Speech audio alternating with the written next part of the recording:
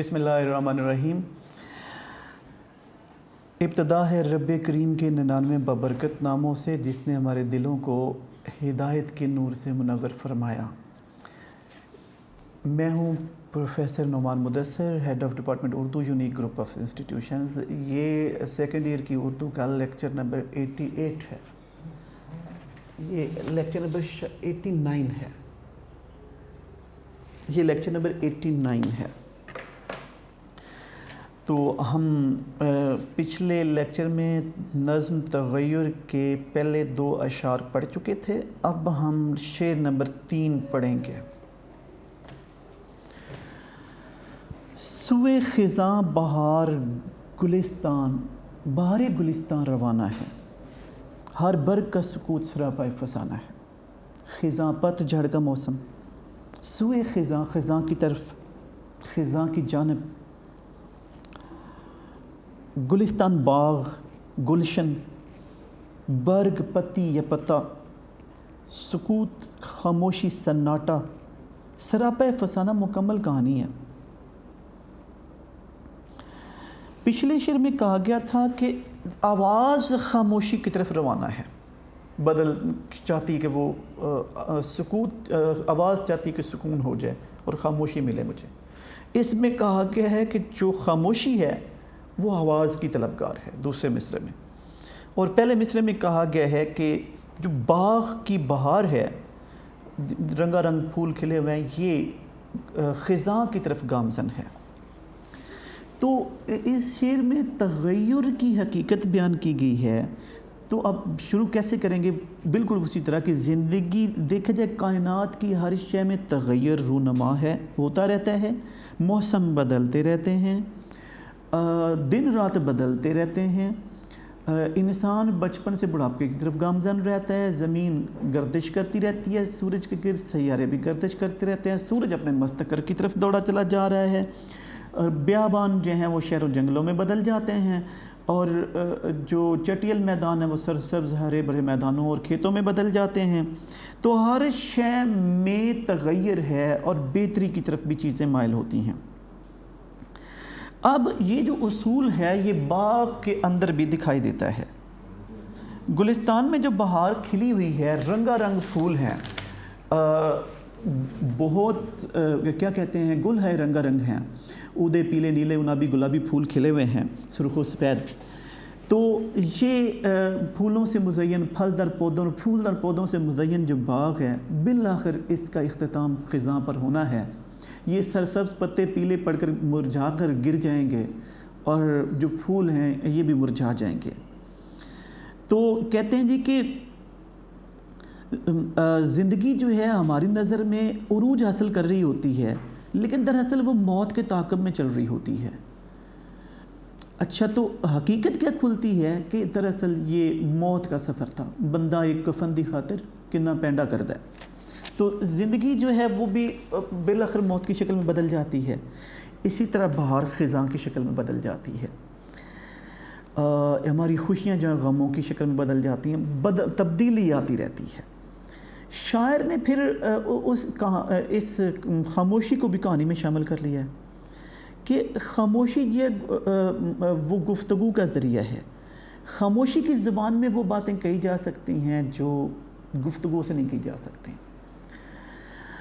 جس بات کے لیے موزوں الفاظ میسر نہ آ سکیں اس کو خاموشی ادا کر دیتی ہے۔ تو ہر شاخ بظاہر پرسکون دکھائی دیتی ہے، لیکن اور کیا ہے جی، وہ اس پر پھول لگے ہوتے ہیں، لیکن بالآخر اسے مرجھانا ہوتا ہے۔ اسی طرح جو خاموشی ہے وہ دراصل کیا ہے، یہاں شاید جو خاموشی ہے وہ آواز کی پیچھے بھی چلتی ہے، لیکن دوسری طرف کیا کہا گیا ہے، ہر برگ کا سکوت سراپے فسانہ ہے۔ جو ہر پتی ہے اس کی خاموشی کیا کہہ رہی ہے کہ اب خزاں آنے والی ہے، اب برا کیا کہتے ہیں، پت جھڑ کا موسم آنے والا ہے، اب اس کا اختتام ہونے والا ہے۔ اگلے شعر میں چلیں گے بیٹے، شعر نمبر 4۔ کنسیپٹ دوبارہ بتا رہا ہوں، کیا تھا جی اس شعر کا کہ جو باغ ہے اس کی جو بہار ہے خزاں کی طرف گامزن ہے، جو ہر پتی ہے اس کی خاموشی بتا رہی ہے کہ ایک کہانی اس کے اندر چھپی ہوئی ہے۔ ایک رخ تو یہ بھی تھا کہ آواز خاموشی کی طرف چل رہی ہے، وہ پچھلے شعر میں تھا۔ اب خاموشی جو ہے وہ آواز کا تعاقب کر رہی ہے، وہ کوئی ہلچل چاہتی ہے، وہ کوئی گفتگو چاہتی ہے، یعنی جو یہ پت جھڑ کا موسم ہے یہ بہار بھی چاہتا ہے۔ لیکن دوسری طرف یہ بھی کہا گیا تھا کہ اس کی خاموشی اس بات کی داستان بیان کر رہی ہے کہ دراصل ہر شے کو زوال آنا ہے، پھولوں نے مرجانا ہے، بہار نے خزاں میں بدلنا ہے۔ اگلا شعر ہے جی، نکہت کی کوششیں کہ نکلنا نصیب و خوشبو مہک نکہت، نصیب مقدر قسمت لگن، موسم کو یہ لگن کے بدلنا نصیب ہو، لگن خواہش شوق۔ مراد کیا جی؟ خوشبو پھولوں سے باہر نکلنے کو بے قرار رہتی ہے، کوشش کرتی رہتی ہے، اور موسم کوشش کرتے رہتے ہیں کہ بدل جائیں۔ پہلا بند وہی ہوگا کہ زندگی مسلسل تبدیلی کے عمل کا نام ہے، تغیر کا نام ہے، کہیں نہ کہیں تبدیلی ہوتی رہتی ہے، دنیا کی ہر شے میں تبدیلی ہوتی رہتی ہے، موسم بدلتے رہتے ہیں، بیابان صحرا جو ہیں شہروں کی شکل اختیار کر لیتے ہیں، اور جو چٹیل میدان ہے کھیتوں کی شکل اختیار کر لیتے ہیں۔ اگر ننھی سی کومپل، اگر کسی کوئی پودا اگے تو وہ بڑا ہوتا ہے، بچہ پیدا ہوتا ہے تو بڑا ہوتا جاتا ہے۔ زندگی کے اندر یکسانیت نہیں ہے، تبدیلی لگاتار ہے۔ شاعر کہتا ہے کہ تبدیلی کا جو عمل ہے وہ بند کلی میں خوشبو کو مضطرب کر دیتا ہے۔ یہ خوشبو اندر مقید نہیں رہنا چاہتی، یہ باہر نکلنا چاہتی ہے، وہ سمجھتی ہے کہ غنچے کا دم گھٹ رہا ہے، وہ اندر نہیں رہنا چاہتی، تو یوں وہ اس قید سے آزاد ہونے کی کوشش میں لگی رہتی ہے۔ جو ہی غنچے چٹکتے ہیں، پھول کھلتے ہیں، تو یہ ہوا کے باد نسیم کے دوش پر باد شمیم بن جاتی ہے، خوشبودار ہوا بن کر باغ میں چاروں طرف پھیل جاتی ہے، اور وہ فضا کو مہکا دیتی ہے، تو ماحول کو معطر کر دیتی ہے۔ تو اگر پھر یہ تبدیلی تو ہوتی ہے، لیکن جب خوشبو نکل جاتی ہے تو پھول محض رنگ رہ جاتا ہے، محض ایک کیا ہے، صرف محض پتیاں رہ جاتا ہے، لیکن تبدیلی ہوتی رہتی ہے۔ دوسری طرف شاعر یہ بھی کہتا ہے کہ موسم بدلتے رہتے ہیں، گرمی آتی ہے تو اس کے بعد سردی بھی آتی ہے، بہار آتی ہے تو اس کی تو خزاں بھی آتی ہے۔ اگرچہ عمل تو ایسا ہی ہوتا ہے ہمارے علاقے کے اندر کہ پہلے اگر سردی ہے تو پھر بہار آئے گی، پھر گرما آئے گا موسم، پھر خزاں آئے گی، درمیان میں ایک پانچواں موسم بھی یہاں سب کانٹیننٹ میں اپنی شناخت کرواتا ہے، جسے ہم برسات کا نام دیتے ہیں، مڈ آف جولائی سے مڈ آف سپتمبر تک۔ تو یوں کہہ جی موسم بدلتے رہتے ہیں، تو موسم یکساں نہیں رہتے، اور اگر سردی ہے تو بھی ایک جیسی سردی نہیں ہوتی، پہلے کم سردی ہوتی ہے، پھر شدید سردی ہوتی ہے، پھر کم سردی ہو جاتی ہے، اسی طرح پہلے کم گرمی ہوتی ہے، پھر شدید گرمی ہوتی ہے، پھر وہ گرمی آہستہ آہستہ پھر کم ہوتی چلی جاتی ہے، تو موسم بدلتے رہتے ہیں۔ تو یہ ساری کائنات کا یہ ماحول اس بات کا احساس دلاتا ہے کہ مسلسل تغیر جو ہے یہاں رونما ہوتا رہتا ہے۔ یعنی کہیں ہمیں سرسبز باغ دکھائی دیتے ہیں تو خزاں آتی ہے تو وہ اجڑ جاتے ہیں، ویران ہو جاتے ہیں، پت جھڑ کا موسم آ جاتا ہے، کہیں پت جھڑ ہوتا ہے تو پھر اس کے بعد اس پہ کومپلیں پھوٹتی ہیں، پھول کھلتے ہیں، کلیاں کھل اٹھتی ہیں، پرندے چہچہاتے ہیں، وہاں بہار پورے اپنے جوبن پر ہوتی ہے، شدید گرمی ہوتی ہے، پتے مرجھا رہے ہوتے ہیں، گھاس سوکھ رہی ہوتی ہے، تو پھر موسم برسات آتا ہے تو ہر طرف ہریالی ہریالی ہو جاتی ہے۔ گرمی سے یہ ستائے ہوئے لوگ برسات میں سکون حاصل کرتے ہیں، لیکن پھر حبس اور گھٹن ہو جاتی ہے۔ اب اس گرمی کے بعد پھر گرمی کے ستائے ہوئے لوگوں کو تب نجات ملتی ہے جب سردی کا موسم آتا ہے۔ تو یوں یہ لگاتار تبدیلی کا عمل جاری رہتا ہے۔ تو کائنات کی ہر شے سراپہ انقلاب ہے، ہر شے میں تبدیلی اور تغیر کا جذبہ موجزن ہے، کائنات میں کسی شے کو ثبات نہیں، دوام صرف تغیر کو ہے۔ تو تغیر ہی ہے جس کی وجہ سے زندگی کی رونق اور چہل پہل ہے، ورنہ ہم یکسانیت سے اکتا جائیں۔ اگلا شعر ہے جی، شمس و قمر کو ضد ہے کہ گرم سفر رہیں، بے رنگینیوں میں خالق شام و سحر رہیں۔ شمس، سورج، قمر، چاند، گرم سفر مسلسل سفر کرنا، بے رنگینی بے رنگ ہونا، خالق پیدا کرنے والا، شام و سحر صبح اور شام۔ سورج اور چاند مسلسل سفر کرنے پر بضد ہیں کہ اس طرح سے بے رنگ اور بے کیف کائنات میں صبح و شام کے خالق کے طور پر پہچانے جائیں۔ اچھا، اب آپ جانتے ہیں کہ سورج طلوع ہوتا ہے، غروب ہوتا ہے، یعنی 4 پہر ہوتے ہیں، طلوع ہوتا ہے، پھر بڑھتا جاتا ہے، پھر سر پر ہوتا ہے، دوپہر ہو جاتی ہے، پھر سپہر ہوتی ہے، پھر شام ہو جاتی ہے، وہ غروب ہو جاتا ہے۔ چاند جو ہے وہ ہلال سے بدر کی طرف گامزن ہوتا ہے، یعنی پہلے باریک سا ہوتا ہے، بڑھتا بڑھتا بڑھتا پورا چاند ہو جاتا ہے، پھر گھٹتا گھٹتا کم ہو جاتا ہے۔ تو وہ کبھی رکتے نہیں ہیں، سورج کبھی مشرق میں نہیں رک گیا، کبھی مغرب میں نہیں رک گیا، چاند بھی کبھی ہلال پر نہیں رک گیا اور کبھی بدر بن کر رک نہیں گیا، مسلسل جو ہے وہ بدلتے رہتے ہیں۔ ان کی ضد ہے کہ وہ گھر میں سفر رہیں، آز میں سفر رہیں، وہ مسلسل سفر کرتے رہیں۔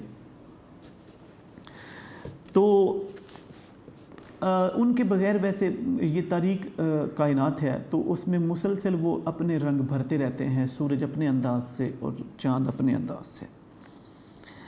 تو اب شاعر کہتا ہے کہ جس طرح زمین پر ہر چیز میں تبدیلی کا عمل جاری ہے، زمین پر صحرا جو ہے وہ شہروں اور بستیوں کا روپ بھی دھار لیتے ہیں، تو عام سے چٹیل میدان سرسبز ہو جاتے ہیں اور کھیتوں کا روپ بھی دھار لیتے ہیں۔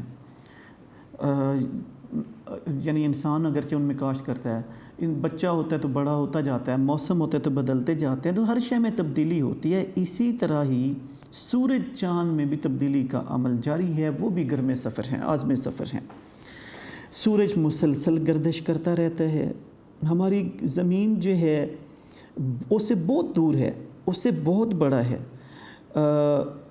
لیکن کیا ہے جی کہ زمین جو ہے وہ اپنے محور کے گرد گھومتی ہے تو سورج ہمیں گھومتا نظر آتا ہے۔ شاعر نے تو اپنی آنکھوں سے دیکھا تو اسے سورج نظر آیا گھومتا، اور ویسے ایک آیت کے مطابق سورج اپنے مستقر کی طرف دوڑتا چل جا رہا ہے۔ یہ کائنات ہی ایک طرف عازم سفر ہے، یہ جو ہماری گلیکسی ہے، جو ملکی وے ہے، اس سمیت جتنی گلیکسیز ہیں ایک طرف عازم سفر ہے۔ تو یہ اپنے اپنے مدار میں گردش کر رہے ہیں سب، جو سے اتنے سیارے ہیں۔ تو چاند بھی اپنے مدار میں گردش کر رہا ہے، وہ گھٹتا بڑھتا رہتا ہے، سورج بھی طلوع غروب ہوتا رہتا ہے۔ اگر چند لمحوں کے لیے یہ رک جائیں تو کائنات کا نظام درہم برہم ہو جائے، تو گویا یہ تبدیلی نہ، اور ہمیں دن اگر سورج سفر نہ کرے، طلوع نہ ہو، دن کے وقت ہم کام نہ کر سکیں، اگر وہ رات میں نہ، یعنی وہ چھپ نہ جائے تو ہم جو ہے رات کو آرام نہ کر سکیں، تو اس کے ساتھ ساتھ کیا کہ اسی طرح چاند بھی گھٹتا بڑھتا رہتا ہے۔ تو چنانچہ اگر یہ رک جائیں تو کائنات کا نظام درہم برہم ہو جائے، بے کیف۔ پھر کیا، چاندنی نہ ہو تو راتیں بے کیف، سورج کی روشنی نہ ہو تو دن نہیں نکل سکتا، اور زندگی کی ساری حرکت اور چہل پہل نہیں ہو سکتی، تو زندگی بے کیف اور بے رنگ ہو کر رہ جائے۔ تو سورج مشرق سے طلوع ہوتا ہے تو صبح بنتی ہے، اس کی کرنیں دھیمی دھیمی ہوتی ہیں، حدت بڑھتی جاتی ہے، سپہر سورج غروب ہوتا ہے، شام وجود میں آتی ہے، پھر چاند طلوع ہو جاتا ہے، وہ بڑھتا ہے، غروب ہو جاتا ہے، پھر صبح ہو جاتی ہے۔ تو یوں یہ نظام چلتا رہتا ہے۔ تو سورج اور چاند دونوں رات اور دن کی رونق کا باعث ہیں، اور دونوں رات اور دن کے خالق کی وجہ ہیں، رات اور دن کے خالق ہیں، بے رنگینیوں میں خالق شام و سحر رہیں۔ تو اگر یہ نہ ہوتے تو دنیا بے رنگ ہوتی، مطلب دن ہی نہ ہوتا تو بے کیف ہوتی، زندگی کی حرکت، کوشش، سرگرمی کوئی نہ ہوتی، یہ رونق چہل پہل ہمیں نظر ہی نہ آتی، معمولات بگڑ کر رہ جاتے۔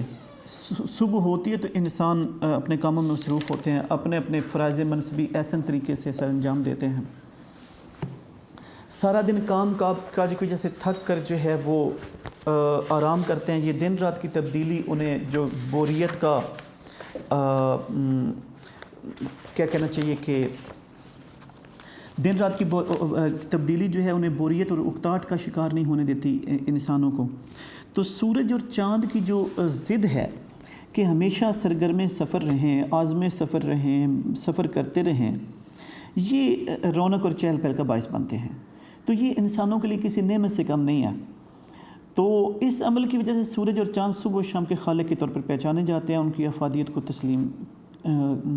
سبھی تسلیم کرتے ہیں۔ اگلا شعر ہے جی، شہروں میں انقلاب، بیابان میں انقلاب، محفل میں انقلاب، شبستان میں انقلاب۔ شعر نمبر شاید 1 2 3 4 5 6 ہے۔ اس کائنات کی ہر شے میں مسلسل تبدیلی واقع ہو رہی ہے، خواہ وہ شہر ہوں، جنگل بیابان ہوں، محفلیں ہوں یا شبستان ہوں۔ دنیا کی مثال ایک محفل کی سی ہے جس میں ہر کوئی بے قرار رہتا ہے۔ سورج ہو یا چاند ہو یا یہ سیارے ہوں، سب عازم سفر ہیں، مداروں میں گردش کر رہے ہیں، موسم بدل رہے ہیں، زمین سے کونپلیں پھوٹ کر پودوں اور درختوں اور کیا کہتے ہیں کہ پھلدار پھولدار پودوں کی شکل اختیار کر رہی ہیں۔ پھول غنچے جو ہیں وہ چٹکنے کو بے قرار ہیں، نازک سی کلیوں سے خوشبو نکلنے کو بے قرار ہے، بے تاب ہے، موسم بدلنے کو بے چین ہیں، دن رات میں بدلنا چاہتا ہے، رات دن میں تبدیل ہونا چاہتی ہے۔ تو مسلسل جو تبدیلی ہے یہ کائنات کی اٹل اصل حقیقت ہے۔ شاعر کہتا ہے کہ کیا کہتا ہے جی کہ بیابان جو ساکن معلوم ہوتے ہیں، یوں لگتا ہے کہ یہاں کبھی آبادی نہیں ہوگی، لیکن کچھ عرصے بعد ہی وہ آباد ہو جاتے ہیں۔ یہ اب عرب امارات سعودی عرب کو دیکھیں، گمان ہی نہیں ہوتا کہ کبھی یہاں صحرا تھے۔ اچھا جی، اس کے بعد وہ کہتا ہے جی کہ شہروں میں آپ دیکھیں تو مسلسل تبدیلیاں ہوتی رہتی ہیں، بستیوں سے گاؤں اور اس سے قصبے اور شہر بدلتے ہیں۔ شہروں کے اندر زندگی جو ہے وہ بیدار ہوتی ہے، کام پر جاتی ہے، پھر واپس چلی آتی ہے۔ چھوٹے شہر ہوتے ہیں، بڑے شہروں میں بدل جاتے ہیں۔ تو انسان آتے ہیں، وہاں آباد ہوتے ہیں، پھر وہاں سے اور انسان وہاں پہ آنے شروع ہو جاتے ہیں۔ تو شہروں کے اندر زندگی میں حرکت جاری رہتی ہے، کسی مزدور سے لے کر ایک بڑے آدمی تک کی۔ تو زندگی میں مسلسل تبدیلی ہوتی رہتی ہے، گھروں کے اندر تبدیلی ہوتی رہتی ہے، کیا کہتے ہیں، عمارتوں کے اندر تبدیلی ہوتی رہتی ہے، لوگوں کی زندگیوں کے اندر تبدیلی ہوتی رہتی ہے، لوگوں کے کاروباروں میں تبدیلی ہوتی رہتی ہے، لوگوں کے کاموں میں تبدیلی ہوتی رہتی ہے، انقلاب برپا رہتا ہے۔ بیابان جو ہیں یہ کبھی ریت اڑتی ہے، پھر وہاں اگر بارش ہو جائے تو صحرا جو ہیں وہ پرندوں سے اور صحرائی جانوروں سے آباد ہو جاتے ہیں، وہ گھومتے اچھلتے نظر آتے ہیں۔ پھر وہ بیابان جو ہیں وہ اگر انسانوں کے ہاتھ لگ جائیں تو وہاں پہ بستیاں بننی شروع ہو جاتی ہیں، شہر بننے شروع ہو جاتے ہیں۔ ایک محفل کے اندر آپ دیکھیں تو اس کا آغاز ہے، پھر اختتام ہے، پھر اس کے اندر مختلف لوگوں کے رویے ہیں، اس میں مختلف تبدیلیاں آتی رہتی ہیں کسی بھی پارٹی کے اندر۔ تو اسی طرح شاعر جی کہنا چاہتا ہے کہ جتنی اشیاء ہیں کائنات میں، اس میں تبدیلی کا عمل ہونا فطرتی امر ہے، اس کو روکا نہیں جا سکتا، اس کو بدلا نہیں جا سکتا، یعنی ہر جگہ تبدیلی ہوتی رہتی ہے۔ تو وہ پڑھنے والوں کو، سننے والوں کو اپنے کلام کے ذریعے بتانا چاہتا ہے کہ ہر شے کا وجود حرکت میں ہے، تبدیلی میں ہے، زندگی کو بدلیں، اپنے اندر بدلیں، بیابان جیسی زندگی کو گلستان میں بدل دیں اور ویرانے جیسی زندگی کو شہروں کی شکل میں بدل دیں۔ اس میں تبدیلی پیدا کریں، اس میں بہتری پیدا کریں، ایک حالت پہ قناعت نہ کریں، تو رہے نورد شوق ہے، منزل نہ کر قبول، لیلا بھی ہم نشیں ہو تو محمل نہ کر قبول۔ تو یوں تبدیلی، تغیر کو شاعر نے زندگی کی حقیقت قرار دیا ہے۔ جہان میں اہل ایمان صورت خورشید جیتے ہیں، ادھر ڈوبے ادھر نکلے، ادھر ڈوبے ادھر نکلے۔ اب یہ شاعر نے دراصل کیا کہا ہے کہ جب کائنات کی اٹل حقیقتی تبدیلی ہے تو آپ اپنی زندگی کو بدل کیوں نہیں لیتے؟ اب جی آخری شعر ہے جی، کس پر یہاں تغیر نو کا فسوں نہیں، اس بزم میں نصیب کسی کو سکون نہیں۔ بزم محفل، تغیر تبدیلی، تغیر نو نئی تبدیلی، فسوں جادو سحر۔ بزم کا مطلب تو محفل ہے، مراد ہے یہ جو بزم ہماری ہے، دنیا ہے جو، مطلب کیا ہوا؟ پہلا مصرع میں کیا کہا کہ دنیا میں نئی تبدیلی کے جادو کا اثر کس چیز پر نہیں ہے؟ یہ جادو ہر چیز پر حاوی ہے۔ پھر حقیقت یہ ہے کہ دنیا میں کسی چیز کو نصیب نہیں ہے، سکون نصیب نہیں ہے۔ دوسرے مصرع میں کہا کہ مراد اس کا بھی حرکت اور تبدیلی ہے، بیقراری محض مراد نہیں ہے۔ یعنی پہلے مصرع میں کہا گیا ہے کہ کوئی ایسی شے نہیں جس پر نئی تبدیلی کا جادو اثر نہیں کرتا۔ دوسری مصرع میں کیا کہا گیا؟ کسی شے کو قرار حاصل نہیں ہے، ہر شے بدلنا چاہتی ہے۔ اب وہ شاعر کہتے ہیں کہ کوئی ایسی شے ہے، وہ سوال کر رہا ہے کہ دنیا میں جس پر جادو نہیں ہے تبدیلی نو کا، کیا موسم سرما گرما میں نہیں بدلنا چاہتا؟ بدلنا چاہتا ہے، سرما گرما میں بدلنا چاہتا ہے، بہار خزاں میں بدلنا چاہتی ہے، خزاں بہار میں بدلتی ہے، بچہ بڑھاپے کی طرف مائل ہوتا ہے، سورج رات کی شام کی طرف چلتا ہے اور شام صبح کی طرف چل پڑتی ہے، تو جو کلیاں کھلتی ہیں وہ مرجھانے کی طرف چل پڑتی ہیں، خوشبو باہر نکلتی ہے۔ غرض کوئی ایسی شے نہیں جس پر لمحہ بلمحہ جو تبدیل نہ ہونا چاہ رہی ہو۔ تو تبدیلی کائنات کا لازمی جزو ہے۔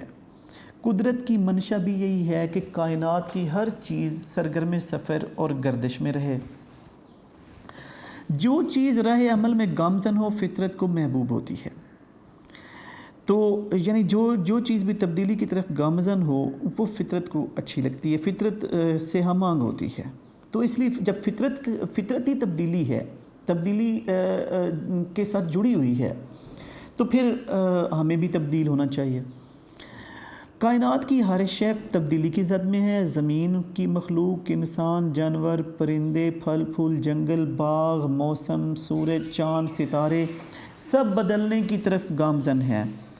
تو تمام مظاہر فطرت میں انقلاب رونما ہو رہا ہے۔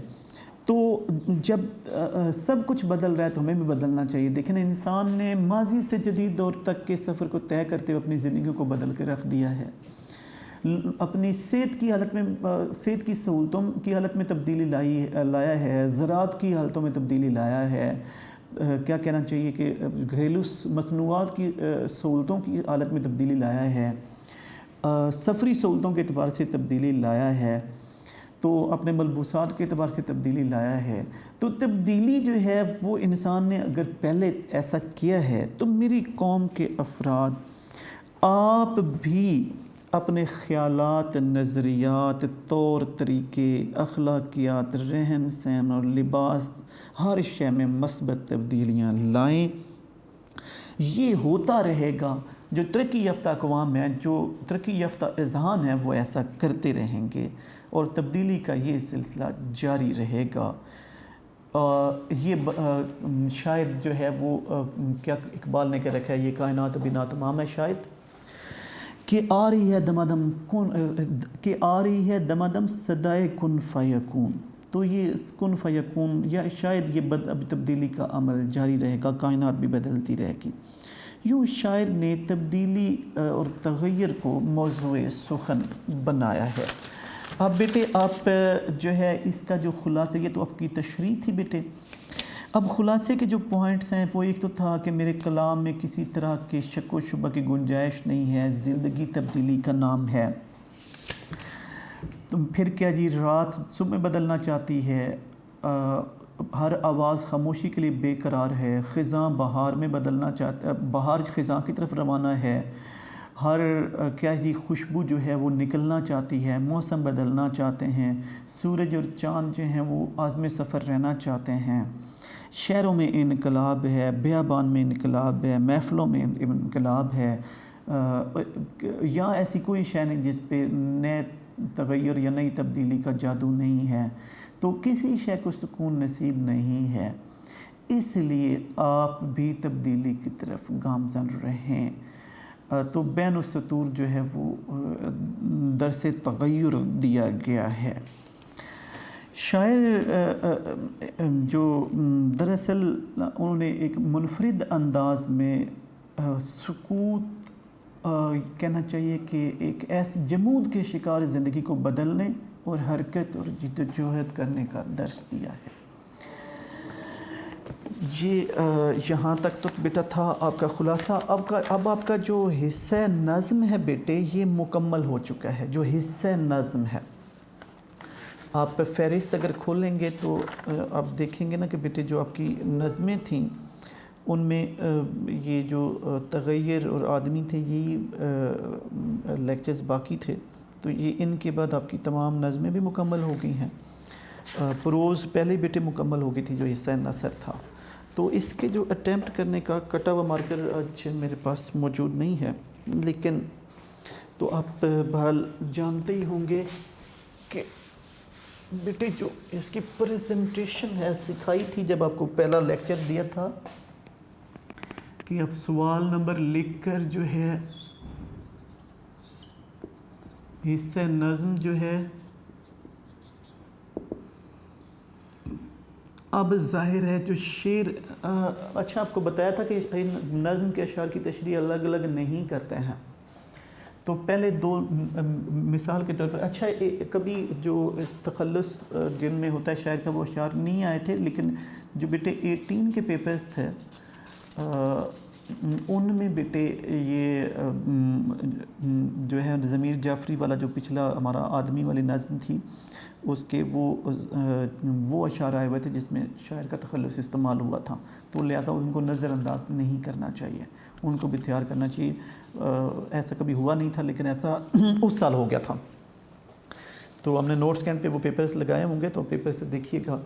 اچھا پھر 18-19 اچھا اب جو ہے فرض کے جو پہلے دو مصرے ہیں وہ لکھیں، ڈاٹ ڈاٹ ڈاٹ ڈالیں، ڈاٹ ڈاٹ ڈاٹ ڈالیں، پہلے دو مصرے نہیں پہلے دو لفظ، آخری دو لفظ لکھتے ہیں۔ اسی طرح اگلے شعر کے بھی ادھر ہی پہلے دو لفظ لکھ دیں، dot dot dot dot dot dot, آخری دو لفظ لکھ دیں۔ اب یہ تو مطلب ہو گیا کہ آپ نے جو بنائی وہ لگنے چاہیے شعر ہی ہیں، یہ نہ کہ ایک مصرع بڑا ہو ایک چھوٹا۔ پھر نظم کا عنوان کیا ہے جی، پھر شاعر کا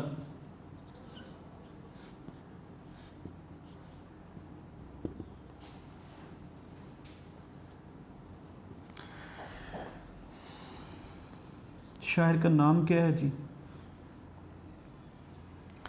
تو یہ بیٹے اس کے بعد آپ ظاہر بیٹے انیشیل لائنز تشریح کا ہیڈنگ دیں، مفہوم جو نظم کا نا بیٹا وہ یا تو اکٹھے ہی لکھ دے دونوں اشعار کا، نہیں تو یا پھر مفہوم کی ہیڈنگ ہی نہ دیں آپ، تو فرض کے آپ دیتے ہیں تو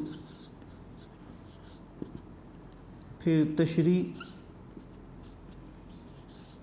اگر مفہوم لکھ رہے ہیں تو ایک شعر کا مفہوم لکھنے کے بعد لائن چھوڑ کے دوسرے شعر کا مفہوم ادھر ہی لکھتے ہیں، اس کے بعد یہاں انیشیل لائن لکھیں ہم نے پہلے لکھی تھی وہ لکھنے کے بعد آگے آپ تشریح شروع کریں، تو اس طرح پھر یہ آپ جانتے ہی ہیں کہ جب دوسرے شعر کی تشریح شروع کریں گے تو وہاں الگ سے پھر پریزنٹیشن مت بنائیے گا، وہاں سے آپ کہتے ہیں دوسرے شعر میں شاعر کہتا ہے، تو دوسرے شعر کو ذرا مارکر کی ٹپ سے ہائی لائٹ کر دیتے ہیں، اگر آپ چاہیں تو باہر ایرو کا نشان بھی ڈال سکتے ہیں کہ یہاں سے دوسرا شعر شروع ہو رہا ہے۔ تو یہ آپ کا حصہ نظم مکمل ہوا، تھینک یو ویری مچ، اپنا بہت زیادہ خیال رکھیے گا، خدا حافظ، اللہ نگہبان۔